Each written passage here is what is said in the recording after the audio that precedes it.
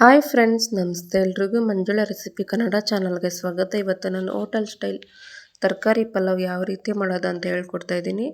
ನಾವು ಹೋಟೆಲ್ಗಳಲ್ಲಿ ತಿಂದಾಗ ಯಾವ ರುಚಿ ಇರುತ್ತೋ ಅದೇ ರುಚಿಯಲ್ಲಿ ಮನೆಯಲ್ಲಿ ಕೂಡ ತುಂಬಾ ಸುಲಭವಾಗಿ ಮಾಡ್ಕೋಬಹುದು.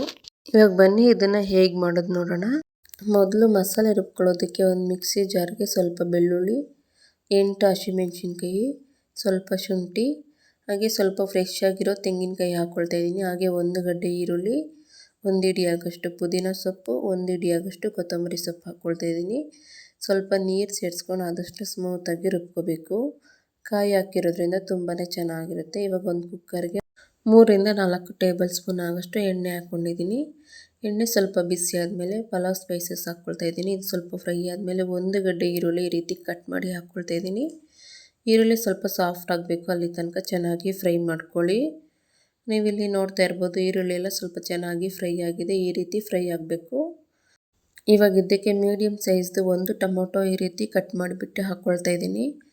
ಟೊಮೊಟೊ ಎಲ್ಲ ಚೆನ್ನಾಗಿ ಸಾಫ್ಟ್ ಆಗಬೇಕು, ಅಲ್ಲಿ ತನಕ ಚೆನ್ನಾಗಿ ಫ್ರೈ ಮಾಡ್ಕೊಳ್ಳಿ. ಟೊಮೊಟೊ ಎಲ್ಲ ಚೆನ್ನಾಗಿ ಸಾಫ್ಟಾಗಿ ಫ್ರೈ ಆದಮೇಲೆ ಮೊದಲೇ ರುಬ್ಬಿಟ್ಕೊಂಡಿರೋ ಮಸಾಲೆ ಹಾಕ್ಕೊಂಡು ಇದು ಹಸಿ ವಾಸನೆ ಹೋಗಿ ಎಣ್ಣೆ ಬಿಡಬೇಕು, ಅಲ್ಲಿ ತನಕ ಚೆನ್ನಾಗಿ ಫ್ರೈ ಮಾಡ್ಕೊಳ್ಳಿ. ಇದರ ಹಸಿ ವಾಸನೆ ಹೋದರೆ ಪಲಾವ್ ಟೇಸ್ಟು ತುಂಬಾ ಚೆನ್ನಾಗಿರುತ್ತೆ.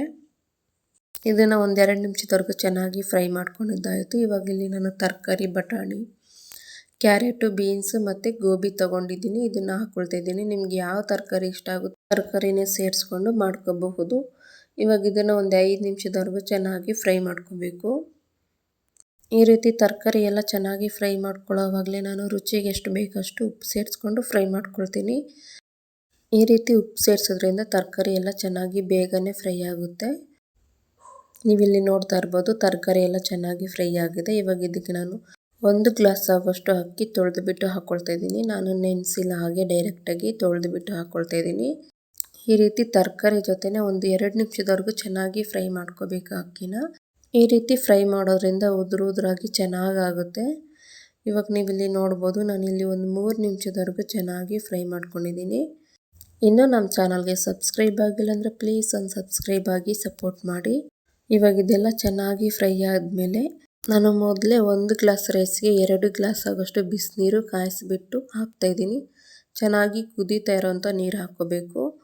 ಹಾಕ್ಕೊಂಡು 1-2 ಸತಿ ಮಿಕ್ಸ್ ಮಾಡ್ಕೋಬೇಕು. ಈ ರೀತಿ ಹಾಕೋದ್ರಿಂದ ಅನ್ನ ಮುದ್ದೆ ಆಗೋಲ್ಲ. ಬಿಸಿನೀರು ಹಾಕೋದ್ರಿಂದ ತಿನ್ನೋದಕ್ಕೂ ಸಾಫ್ಟಾಗಿರುತ್ತೆ, ಹಾಗೆ ಉದುರಾಗೂ ಕೂಡ ಆಗುತ್ತೆ. ನೀವಿಲ್ಲಿ ನೋಡ್ತಾ ಇರ್ಬೋದು, ನಾನು ಚೆನ್ನಾಗಿ ಮಿಕ್ಸ್ ಮಾಡ್ಕೊಂಡಿದ್ದಾದಮೇಲೆ ಲಾಸ್ಟಲ್ಲಿ 1 ಸ್ಪೂನ್ ಆಗೋಷ್ಟು ತುಪ್ಪ ಹಾಕ್ಕೊಂಡು 1-2 ಸತಿ ಮಿಕ್ಸ್ ಮಾಡ್ಕೊಂಡು ಈ ರೀತಿ ಕುದಿಯೋವಾಗ ಕುಕ್ಕರ್ ಮುಚ್ಚಳ ಮುಚ್ಚಿ ಇದನ್ನು 2 ವಿಸಿಲ್ ಕೂಗಿಸ್ಕೊತೀನಿ. ಈ ರೀತಿ 2 ವಿಸಿಲ್ ಬಂದಾದಮೇಲೆ ಕುಕ್ಕರ್ ಓಪನ್ ಮಾಡಿ ನೋಡ್ತಾ ಇದ್ದೀನಿ. ನೀವಿಲ್ಲಿ ನೋಡ್ಬೋದು, ತುಂಬಾ ಚೆನ್ನಾಗಾಗಿದೆ. ಇವಾಗ 1-2 ಸತಿ ಕ್ಲೀನಾಗಿ ಮಿಕ್ಸ್ ಮಾಡಿಕೊಂಡ್ರೆ ಎಲ್ಲ ಕ್ಲೀನಾಗಿ ಮಿಕ್ಸ್ ಆಗುತ್ತೆ. ನೋಡಿದ್ರಲ್ಲ, ಇಷ್ಟೇ ತುಂಬಾ ಸಿಂಪಲ್ಲಾಗಿ ಮಾಡ್ಕೋಬಹುದು ಹೋಟೆಲ್ ಸ್ಟೈಲ್ ಪಲಾವ್ ಮನೆಯಲ್ಲೇ. ನೀವು ಈ ರೀತಿ ಟ್ರೈ ಮಾಡಿ, ಮನೆಯಲ್ಲೇ ತುಂಬಾ ಸುಲಭವಾಗಿ ಮಾಡ್ಕೋಬಹುದು.